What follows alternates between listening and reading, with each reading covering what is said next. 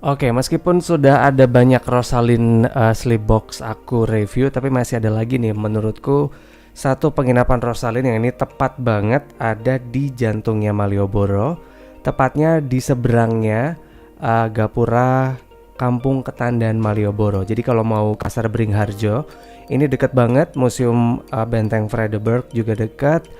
Titik 0 km Jogja juga dekat, ke alun-alun utara juga dekat. Ini bahkan view kalau kita ngopi pagi-pagi itu langsung di jalan utamanya Malioboro. Namanya adalah Rosalind Malioboro Ahmad Yani.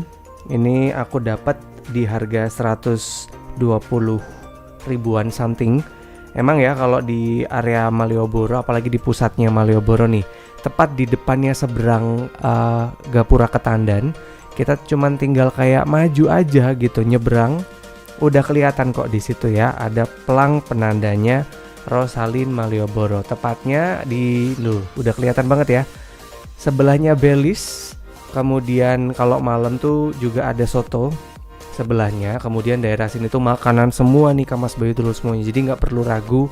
Meskipun ini kamarnya nggak pakai sarapan, tapi tenang kalau mau nyari makan bahkan di area Jalan Ketandan tuh udah banyak banget makanan ya.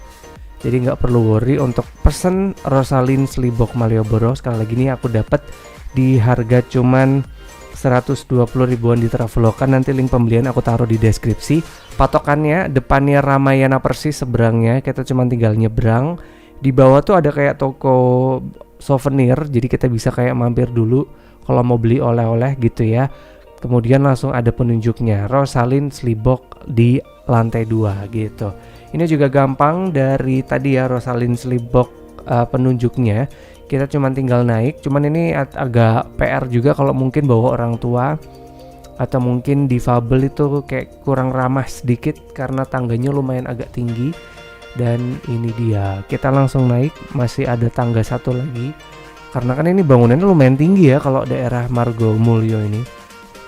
Langsung ada papan penunjuk Sugeng Rawuh begitu, ada 2 kursi di depan pintu masuk. Kemudian ini ada 6 kursi dengan pemandangan view langsung begitu ke Jalan Malioboro. Jadi kebayang malam-malam di sini tuh enak banget sambil mungkin mingle sama tamu lain, karena kebanyakan sih tamu Indonesia ya. Yang kemarin aku temui di sini sempat cerita-cerita liburan ngapain aja di Jogja tuh bisa di sini sambil mendengarkan ya, karena di sini tuh ada kayak street performance. Jadi malam-malam tuh banyak banget yang tampil begitu ya untuk menghibur para pelancong yang memadati kawasan Malioboro yang nggak pernah ada habis-habisnya. Resepsinya kayak biasa ya, kita kayak nunjukin KTP, nanti kita akan di WhatsApp untuk ngebuka kode POTS-nya gitu. Karena kan tiap POTS itu tuh kodenya beda-beda. Jadi nanti kita akan dikabarin via WhatsApp untuk kita bisa tahu kode untuk ngebuka pintu kamar dengan pemandangan kayak gitu ya. Kaca semua. Kemudian depan reception, nah ini yang tadi aku sempet mention kemarin. Ini tuh kayak pantry-nya tuh tepat di depan reception. Jadi kadang kayak kurang nyaman aja kalau kita mau bikin kopi, meskipun receptionnya sih oke-oke aja. Cuman ini dia, kalau kita mau bikin kopi, kita mau masak, bikin mie, itu tepat ada di depan reception persis. Airnya juga juara, air panas, air dingin untuk minum tuh terprovide dengan baik. Gelasnya juga banyak, alat makan banyak, jadi nggak ada alasan ya. Dan ini memang minimalis.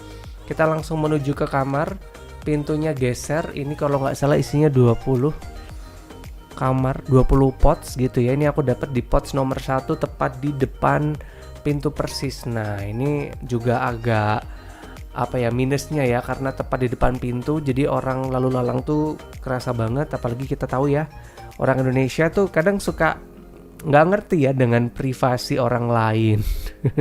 Kemarin aku sempat terganggu dengan adanya alarm, kalau nggak salah di bed nomor 2 atau bed nomor 4 itu mereka tuh nyalakan alarm gitu, cuman nggak bangun-bangun gitu.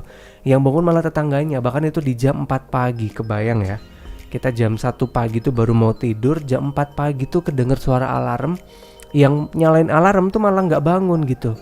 Resek banget. Jadi mungkin ini kalau siapapun yang mau nginep ya di sini, tolong dijaga privasinya benar, hormati yang lain. Kalau misalkan jalan juga nggak perlu yang srak. Misalkan bawa koper juga please, kalau check out tengah malam kopernya diangkat gitu ya, jangan diseret mengganggu orang-orang yang lagi istirahat. Buka pintunya juga tolong nggak perlu pakai tenaga dalam. Telepon-teleponan apalagi setengah 2 pagi, ketawa-ketawa segala macem. Beneran aku nggak ngerti dengan tingkah laku sesama anak bangsa ya, yang mungkin mannersnya agak kurang. Meskipun ini hotel murah gitu, tapi ya kalau bisa tetap stay classy lah ya. Kayak gini penampakannya tadi. Untuk bednya lumayan, termasuk yang luas untuk kasurnya. Kemudian sayang sih nggak ada space gitu, dari kayak kasur langsung kepepet gitu loh, nggak ada space nah ini yang aku bisa tunjukkan ya, langsung ke pojok gitu ya.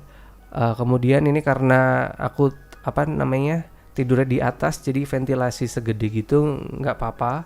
Nih yang aku tadi tunjukin space-nya cuma segitu, itu pun hanya untuk buka tutup pintu. Jadi menurutku is fine, apalagi kalau misalkan Kamas Bayu dulu semuanya ya, explore Malioboro udah seharian, kemudian tinggal tidur doang. Ya ini penginapannya sih sebenarnya aku rekomendasikan ya, harganya cuma 120.000, tapi tetap diingat-ingat manners ya, harus diingat-ingat, jangan sampai kita udah dapat kamar yang murah terus seenaknya gitu ya, nyalain alarm nggak bangun, telepon-teleponan tengah malam, geret koper tengah malam gitu. Jadi tolong ya kita hormati begitu ya tamu lain, karena kan kita juga nggak mau gitu. Nah ini tata cara kalau untuk ngebuka pintu, kayaknya semua Rosalind udah aku kasih tahu, hampir semuanya sama. Ini juga sempat kedinginan aku, meskipun ini AC-nya hanya satu di sini, satu di sebelah ya kan. Jadi ini beneran tetap berasa dingin. Kemudian aku juga unik, untuk kamar mandi sama toilet itu ada di belakang. Jadi kalau misalkan kita nggak bawa sendal, kita kayak jalan dulu nih ke sini, ke kawasan locker, untuk kita bisa ganti sendal kita begitu ya. Sepatu kita juga bisa ditaruh di situ, misalkan bawa kendaraan. Nah ini PR, kendaraannya itu bisa parkir di belakang penginapannya gitu. Itu ada penginapan parkir motor inap khusus untuk orang-orang yang bawa motor di area Malioboro. Nanti bisa parkir di depan parkir Ketandan kalau nggak salah namanya ya. Ini juga lengkap dengan musolanya hanya untuk satu orang. Kalau kita mau jamaah kayaknya nggak bisa. Kamar mandi ada 4, jadi 20 pots, terprovide dengan 4 kamar mandi berikut kloset. Jadi kebayang kalau kita check outnya bareng-bareng, misal mau gosok gigi bareng-bareng atau mungkin mau mandi tuh, kayak ngantrinya bakalan PR banget ya. Tapi ini bersih karena petugas tuh selalu ngecek berkala gitu ya. Jadi ini juga wangi. Kemudian untuk locker roomnya itu juga banyak. Jadi kita kayak nggak perlu worry gitu ya. Kamar mandinya juga seperti biasa khasnya Rosalind, ada patung monyet. Kemudian ini juga air panasnya juara. Mandi lama air panasnya tuh nggak berhenti gitu. Kamas Bayu terus semuanya menyenangkan. Lengkap dengan hair dryer. Ini klosetnya juga ngeflashnya cepat, nggak bau, dan ada gantungannya juga. Ini juga jarak antara kloset dan juga shower itu agak jauh, jadi potensi untuk becek tuh kayaknya minim ya. Guys, gitu dulu penginapan Rosalind yang aku review. Kita masih ada 5 episode lagi penginapan murah di Yogyakarta season kelima. Jadi jangan sampai kelupaan, hari Kamis jam 12 siang. Wajib ya, stay tune terus di channelnya Wahyu Iqbal Purnomo. Thank you very much untuk yang udah subscribe, udah like, udah komen, udah share juga. Semoga teredukasi dan juga dapat inspirasi baru untuk nginep di Yogyakarta. Udah nggak perlu bingung lagi nginepnya di mana. Referensinya cuma di channelnya Wahyu Iqbal Purnomo. Sampai ketemu Kamis depan jam 12 siang. Kamas Bayu dulu semuanya.